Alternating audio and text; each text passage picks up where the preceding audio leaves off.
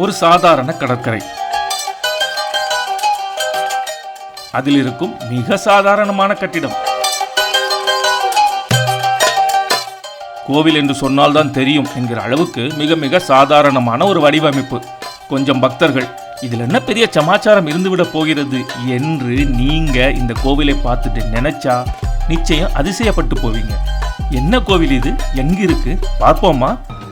அப்படியே அந்த சப்ஸ்கிரைப் பட்டனை தட்டிட்டு வெயிட் பண்ணுங்க. சேனல் ஐடி பிளே ஆகி முடிஞ்சதும் விலாவாரியா சொல்றேன். ஓகே,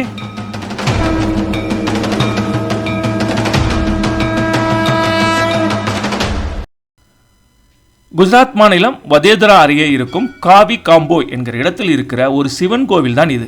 நீங்க நினைச்ச மாதிரி இது ஒரு சாதாரண கோவில் தான்.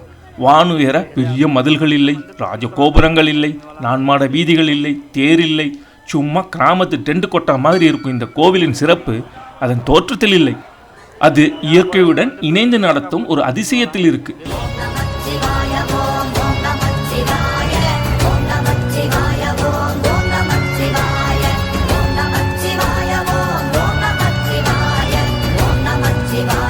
கடலோரம் இருக்கும் இந்த கோவில் நாம் பார்த்து கொண்டிருக்கும் போதே காணாமல் போய் சில பல மணி நேரம் கழித்து மீண்டும் வந்தால் அந்த சூரியன் போல மறைந்து பின் உதித்து வந்தால் கோவிலை கடல் சூழ்ந்து மூழ்கடித்து விட்டு மீண்டும் பின்வாங்கி கோவிலை வெளியே கொண்டு வந்தால்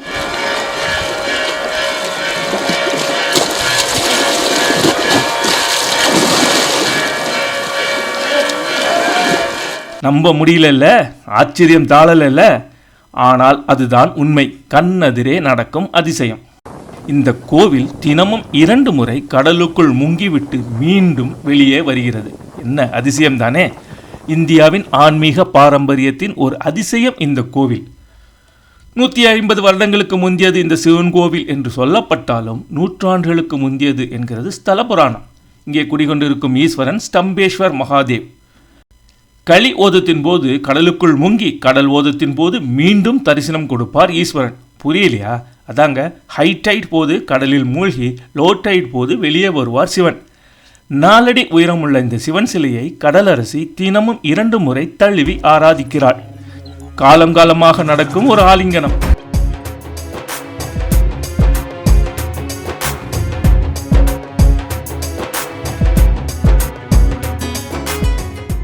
நீங்களோ நானோ இந்த கோவிலுக்கு செல்வதை அலைகள் தான் தீர்மானிக்கும். இதை தவிர வேறு ஏதாவது சிறப்பு இருக்கிறதா இந்த கோவிலுக்கு என்றால் இருக்கிறது. இந்த லிங்கத்தை இங்கே ஸ்தாபித்தது கார்த்திகேயன். ஆமா, நம்ம குமரனே தான். நம்ம கந்தன் அவங்களுக்கு ஸ்கந்தன், முருகன் வடக்கே கார்த்திகேயன். அவன்தான் இங்கே லிங்கத்தை வைத்து பூஜித்தான் என்கிறது புராண வரலாறு. ஏன், எதற்காக இங்கே இந்த அரபிக்கடலோரம் வந்து சிவனை வைத்தான்? அது தெரியணும் என்றால் முதலில் அந்த அசுரனை குறித்து தெரிஞ்சுக்கணும். எந்த அசுரன்? தரகாசுரன். பெரும் அசுரன், கொடும் செயல்களை நடுங்காமல் செய்பவன். புராண கதைகளில் வரும் அசுரர்களுள் ஒருவன் நம்ம சூரபத்மனின் சகோதரன். அசுரன்தான், ஆனாலும் இவன் செய்த ஒரு காரியத்துக்காக நாம் இவனுக்கு நன்றி சொல்லணும். அது என்ன காரியம் பின்னாடி சொல்றேன். சிறந்த சிவபக்தனான இந்த அசுரனும் எல்லா அசுரர்களைப் போலவும் கடுமையாக தவம் புரிந்தான். பிரம்மன் தோன்றி என்ன வரம் என்று கேட்க இவனும் எல்லா அசுரர்களைப் போலவும் சாகாவரம் கேட்டான். பிரம்மன் மறுத்து வேறு வரம் கேட்க சொல்ல தரகாசுரன் யோசித்தான். இல்லறத்தில் நாற்றமின்றி சுடுகாட்டில் சாம்பலை பூசிக்கொண்டு தவம் செஞ்சுக்கிட்டு இருந்த ஈசன் அவன் நினைவுக்கு வந்தான். பிறை சூடி பித்தனாக திரியும் சிவன் எந்த காலத்திலும் கல்யாணம் செஞ்சு பிள்ளையெல்லாம் பெத்துக்க மாட்டார் என்ற அதீத நம்பிக்கை கொண்டு சிவனின் பிள்ளையால் தான் எனக்கு மரணம் நேர வேண்டும் என்று கேட்க இந்தா பிடி என்று வரத்தை கொடுத்து விட்டு போய்விட்டார் பிரம்மன்.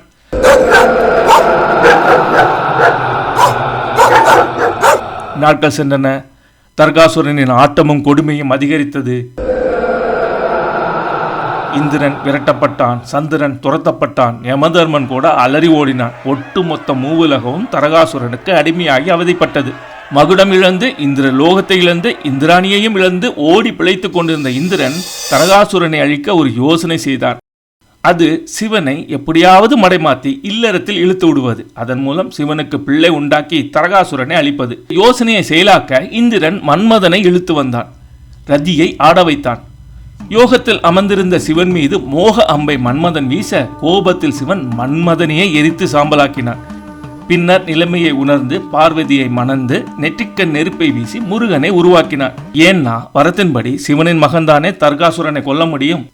ஆக அந்த அசுரனின் குயுக்தி செய்த செயலால் தான் நமக்கு கிடைத்தான் தமிழ் கடவுள் முருகன். நன்றி சொல்வோம் அந்த அசுரனுக்கு. சிவனின் நெற்றிக்கண்ணில் இருந்து விழுந்த நெருப்பில் பிறந்த முருகன் பின்னர் தர்காசுரனை தாக்கினான், வேலை வீசினான், அசுரன் அழிந்தான். போரில் வென்றாலும் முருகனுக்கு மனதில் ரொம்ப வருத்தம். ஒரு நல்ல சிவபக்தனை கொன்ற பாவியாகி போனோமே என்கிற வருத்தம். தேவர்கள் முருகனை தேற்றி ஈசனை வழிபட்டால் எல்லா பாவமும் போகும் என்று எடுத்துரைக்க, அதன்படி கார்த்திகேயன் விஸ்வகர்மாவுக்கு கட்டளையிட்டு அவன் உருவாக்கிய சிவலிங்கமே இந்த கோவிலில் இருக்கும் லிங்கம். தந்தைக்கு மகன் கட்டிய கோவில்.